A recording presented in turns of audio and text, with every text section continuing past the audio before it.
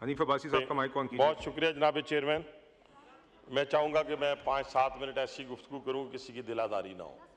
मैं पहले इनको बता दूँ, इत्मीनान रखें, वो परेशान हो गए मेरे खड़े होने पे। मैं सिर्फ एक गुजारिश, बड़ा एहतराम है लीडर ऑफ द अपोजिशन का, इतनी नफरत अपनी फौज से मुतल्लिक, जिस फौज ने इन्हें इज्जत दी, इनके घर को इज्जत दी, इनका नाम रोशन किया, इस पाकिस्तान नहीं, ये तो फिर देखें ना, फिर अगर आप ऐसी बातें करेंगे तो फिर मैं डाइवर्ट हो जाऊंगा, तो फिर आप डाइवर्ट फिर बर्दाश्त नहीं कर पाएंगे। मैं बहुत अच्छी गुफ्तगू करूंगा। मैं गुजारिश ये करना चाहता हूं, ये तो फिर कोई बात ना हुई ना, बर्दाश्त तो करें ना, भी हौसला रखें, बर्दाश्त करें। मैंने कुछ भी नहीं कहना, मैंने कोई बात की है। जनाब चेयरमैन, आप मेरी बात सुने जी। आप हमने इत्मीनान से बात सुनी है जी जी, ये तो कोई बात ना हुई, ये तो पहचान ही कोई। मैं इसके बाद आपको मैं अपनी बात मुकम्मल करूंगा, इसके बगैर मैं बैठता नहीं हूं। सुने जनाब चेयरमैन, इतनी नफरत, पूरी स्पीच उठा के देखें कि उसके अंदर वीगो डाला, फिर उसके अंदर इंटेलिजेंस अदारों को केजीबी कहना, पता नहीं क्या क्या कह रहे हैं, गालियां दे रहे हैं।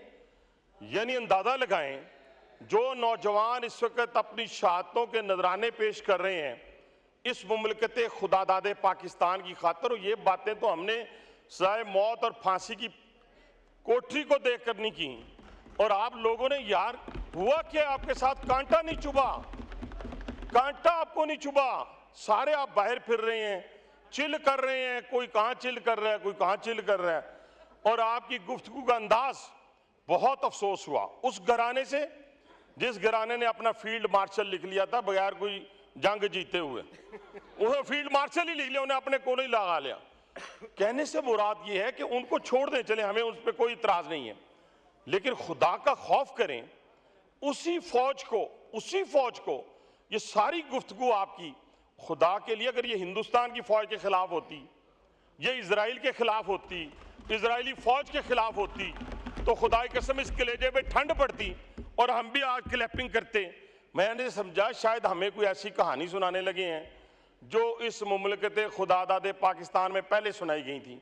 यानी फर्ज किया कि हमने 90 लाख नौकरियां देनी है, पता नहीं 1.5 करोड़ 50 लाख घर बनाने हैं, 1.5 करोड़ नौकरियां देनी है, 90 दिनों में करप्शन का खात्मा करना है, और केपीके के अंदर हमने जनाब वो जो है 350 डैम बनाने हैं, वहां पर हमने दूध की नहरें बहा दी हैं। मैं समझा शायद ऐसा कोई और हम ख्वाब देखने के लिए जनाब उठे हैं। आपने तो सारे का सारा ख्वाब ही जो है वो इस तरफ ले गए हैं कि जिस तरफ इस वक्त दुनिया जो इस वक्त पाकिस्तान के ऊपर हमलावर हो चुकी है, आप तो उनके आलाकार लग रहे हैं।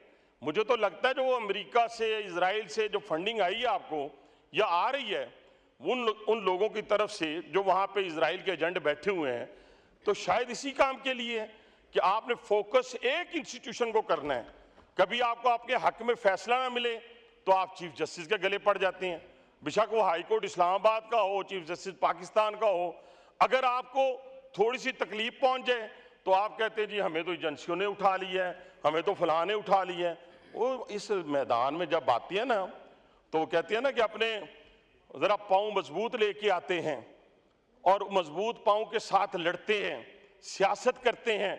सियासत में ये नहीं होता हुक्म चलाना, हुक्म चलाने वाला दौर खत्म हो गया है। इसलिए जरा सब्र करें। अभी तो इश्क के इम्तिहान और भी हैं, अभी मिलिट्री कोर्ट भी है। किसने कह दिया कि मिलिट्री कोर्ट नहीं है? अभी तो आप कहते हैं 9 मई की विजुअल्स लेके आए। अंधे हैं जिन्हें पता नहीं चलता कि 9 मई को क्या हुआ था। वो GHQ पे मैं गया था, वो हमजा कैंप मेरे हल्के में है, मैंने हमलावर हुआ था। वो आपने कोर कमांडर हाउस लाहौर मैंने जलाया था। वो बानिए PTI की वर्दी किसने पहनी थी, किसने उतारी थी? कैसी बातें आप कर रहे हैं कि जी वीडियो लेके आए। वीडियो क्यों? अंधे हैं सारे, 25 करोड़ अवाम अंधी है, पूरा मीडिया अंधा है, जज अंधे हैं या फिर कोई और अंधा है? सबको नजर आ रहा है कि आपने हमला किया है प्लानिंग के तहत। आपके खिलाफ वादा माफ गवाह तैयार हो गए हैं, वो वादा माफ गवाह तैयार हुए हैं आपके खिलाफ। इतने बड़े बड़े एविडेंस हैं आपके खिलाफ कि आपका बचना नामुमकिन है। इसलिए आप उसके बचने की तदबीर करें, ना कि रोज आप गालियां निकालें आगे। गालियां निकालने से आपको नुकसान होगा, फायदा नहीं होगा। और ये इतनी कमजोर फौज नहीं है कि आप इसको गालियां देके दबा लेंगे। जो रशिया से नहीं दबे और जो मुल्की दुश्मनों से नहीं दबे वो आपसे दब जाएंगे। आप तो हैं ही कुछ नहीं। आपका तो 1 साल से पड़ा हुआ है, 10 बंदे आपके पास आते नहीं हैं। 1 साल से पड़ा हुआ है बेचारा। वो खून की नहरें बहनी थी, बाहर आने थे 10 लाख अफराद, वो 20 लाख पता नहीं स्टूडेंट आने थे। और बांग्लादेश कौम है, वो कुर्बानी देना जानती है। आप बांग्लादेश की बंगालियों की मिसालें लेके बैठ जाते हैं। करें ना, निकले, किसी ने रोका आपको? जाके कोई एक आदमी, अच्छा जी तर्जुमान क्या कहता है? जिनको ये गालियां निकाल रहे हैं इनका तर्जुमान रऊफ हसन कहता है, मैं नाम लेके कहता हूं, वो कहता है कि हमारे फौज से राब्ते हैं, कोई स्टैब्लिशमेंट ना कहा करें, हमारे फौज से राब्ते हैं, हमारे इंडिविजुअल के राब्ते हैं। ये जो कसम उठा के 99 डेज के अपना ये नाम लिखे हुए हैं अल्लाह मियाँ के, इसके नीचे 99 नामों के नीचे ये कहें कि इनके इंडिविजुअल के राब्ते नहीं है। किसके कहने पे इन्होंने जलसा मनसूख किया? किसके? ये कदम कदम बलाएं, ये सवाद कुएं जाना, ये कदम कदम बलाएं, ये सवाद कुएं जाना, जिन्हें जिंदगी हो प्यारी वो यहीं से लौट जाए। सीधी सी बात है। अभी भी मौका है आपको, अभी भी मौका है। माफी मांगे, मैं चलता हूं आपके साथ। प्राइम मिनिस्टर की जरूरत नहीं है, किसी की जरूरत नहीं है। मैं आपके साथ जाके माफी दिलाता हूं। अपने अपने अपने लोग हैं ना, जिन पे आपने चढ़ाई की है, जिनको आपने आग लगाई है और दुश्मन का कलेजा ठंडा किया है। आज की तकरीर भी लीडर ऑफ द ऑपोजिशन वो दुश्मन का कलेजा ठंडा किया है। इन्होंने उन शोहदा के वो जो वारिस हैं उनके कलेजे पे छुरी चलाई है। जनाब चेयरमैन, ये कैसे मुमकिन है? मुझे बताएं। उन लोगों पे ये जो खैबर पख्तूनख्वा का जिक्र करते हैं, ये जो बलूचिस्तान का जिक्र करते हैं, ये कोई रावलपिंडी में शहीद तो नहीं हो रहे, वो तो उन पहाड़ियों पे हो रहे हैं, बलूचिस्तान की पहाड़ियों पे हो रहे हैं। एक एक गाड़ी पे 1-1 हजार गोली लगती है और नौजवान कैप्टन शहीद होता है जिसका 6 माह का बच्चा होता है, वो भी किसी माँ का बेटा है। आप क्यों भूल गए अपने इक्तदार की लालच में? आप क्यों भूल गए इक्तदार की हवस में कि आपको वजीर आजम बना दिया जाए तो सब ठीक, फिर तो हर चीज ठीक। अगर वजीर आजम नहीं बनना तो भाईजान वजीर आजम बनने के लिए जो बने थे वो फांसी भी चढ़े थे, वो जिला वतन भी हुए थे, उन्होंने कैदें भी काटी थी। तो इसलिए वजीर आजम बनने के लिए ये क्वालिफिकेशन है। आप जरा थोड़ा सा सब्र करें। आपकी रात लंबी है, बाकी तो अल्लाह जानता है, मैं अल्लाह मियाँ की बातें तो नहीं आपको बता सकता, लेकिन आपकी रात लंबी है और इस लंबी रात में और लंबी दौड़ में जरा आराम आराम से चलें।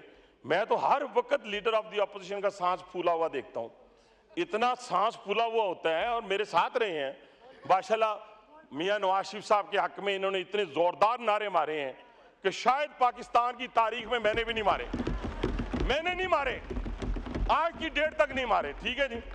इसी तरह चौधरी शुजात हुसैन, परवेज मुशर्रफ साहब, कोई बंदा इन्होंने छोड़ा नहीं, इमरान खान साहब, और जो शहबाज शरीफ साहब की तारीफें हुआ करती थी वो भी हमारे कानों ने सुनी। अच्छी बात है, कोई बात नहीं, इन्होंने फिर एक दफा किसी ना किसी जगह जाना है, लेकिन उस इंस्टीट्यूशन पे आप हमलावर ना हो जो आपके घर से था। मैं आपसे सिर्फ यही रिक्वेस्ट करता हूं कि उनको कहते हैं ना, मैं फिर सुना देता हूं कि जब तक न जले दीप, सुन लें, जब तक न जले दीप शहीदों के लहू से, कहते हैं कि जन्नत में चरागा नहीं होता।